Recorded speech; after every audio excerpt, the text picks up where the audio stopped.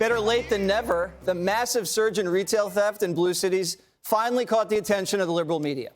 It only took shocking scenes of grocery stores chaining up the ice cream like it was some national treasure. CNN visiting one Walgreens in San Francisco, and they were shocked, I tell you. So typical that in the 30 minutes we were at this Walgreens, we watched 3 people, including this man, steal. Did that guy pay? Did that guy pay? He didn't pay. This was bizarre, something I'd never seen before. This is just more icing on the cake, telling us that rampant crime has become a regular part of life. It's become kind of like a police state in San Francisco. I don't know how else to describe it. Yeah.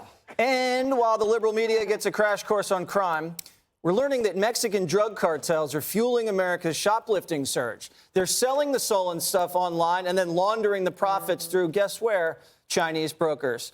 So, Dana, CNN finally discovered crime as a crisis in San Francisco. This is after they made fun of us for pointing it out last year, which 2 years. Which was also, that was around the same time they said that there was no crime in New York City because 2 of their anchors had been out to dinner. Don Lemon and Cuomo. And they had been approached, and they were like, "Oh, thank you so much for doing. We love your show, and everything's fine in New York. Have you?"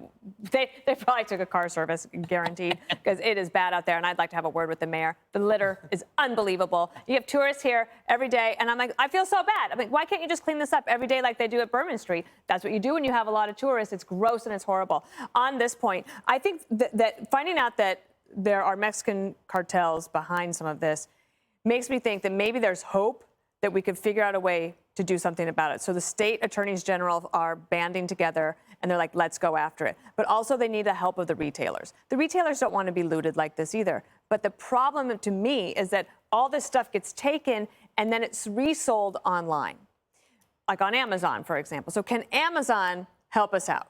Because somehow, can they figure out a way to track it? We've got AI, we've got all these other tools. There must be a way to try to prevent all of this from happening. You could put up a task force, maybe with the FBI, bring in the DEA, make it transnational, Greg, since the cartels are involved. I think that's a good suggestion. I was just thinking about the fact that if they were stealing ice cream 2 years ago, maybe Stelter would have said something.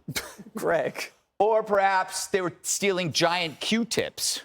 Oh, yeah. Chris Cuomo would have been, whoa, hold on a second. That's supposed to go up my nose in a comedy segment.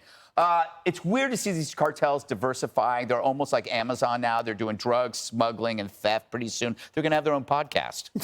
You know? But I think, but there's another thing that we said a long time ago, and I bet we don't, bombing the Remember we said we're talking about bombing the cartels? Yeah.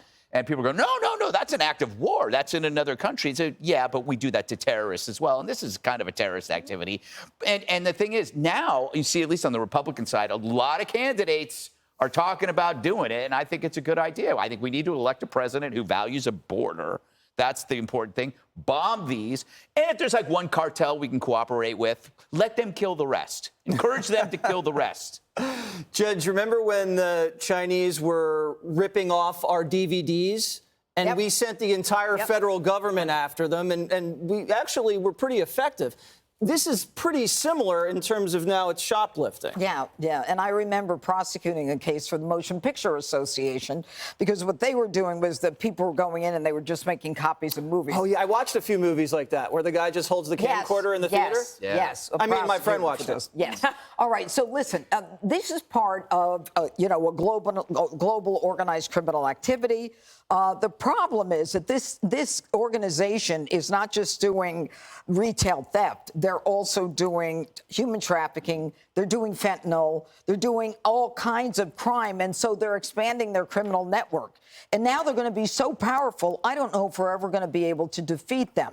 Because we've got a president right now who, with the border, and they're in charge at the border.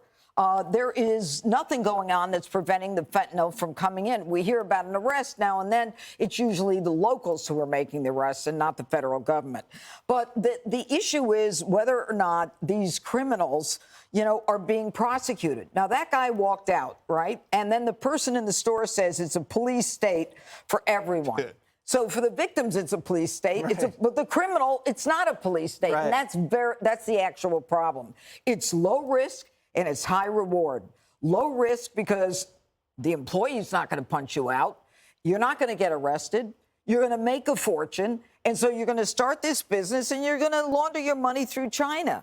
And unless we get serious about this, whether it's bombing or whatever, you have to come up with something. These organizations are dangerous. They are absolutely dangerous. And for everybody at home, your insurance is going to go up because of it.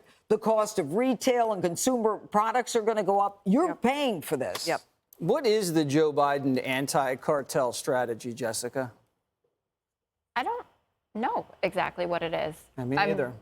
Okay. Well, we're tied for once. No, I assume I don't know I don't have the policy off the top of my head. I know it's something that he has spoken about. It's obviously something that he's concerned about. I know that he's spoken to the Mexican president about it.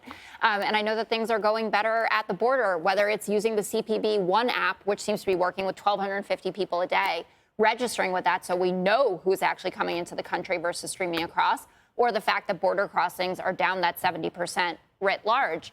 But to Dana's point, I did think that it was at least some semblance of good news that if this is organized, there's some prayer of stopping it, and that it just isn't every single average American is happy to be walking into stores and ripping us off and walking around town like zombies strung out on whatever, that this is actually a coordinated attack that hopefully we can have a good solution to and end up solving. Okay, when Joe has that solution, you let us know. Jesse, you know, one of the things that the Biden administration has done, and we talked about it in the State of the Union, is but they want to go after junk fees. Oh, Remember, right. like the junk fees? And they're really hot on it. And I heard this on NPR the other day. They really focus on. But the judge is exactly right. This is costing everybody is paying this criminal fee because of the prices that are going up at the store. I have a message to Joe Biden. What? Stay off my junk. Okay, Greg. Shouldn't be hard. Hey, Sean Hannity here. Hey, click here to subscribe to Fox News YouTube page and catch our hottest interviews and most compelling analysis. You will not get it anywhere else.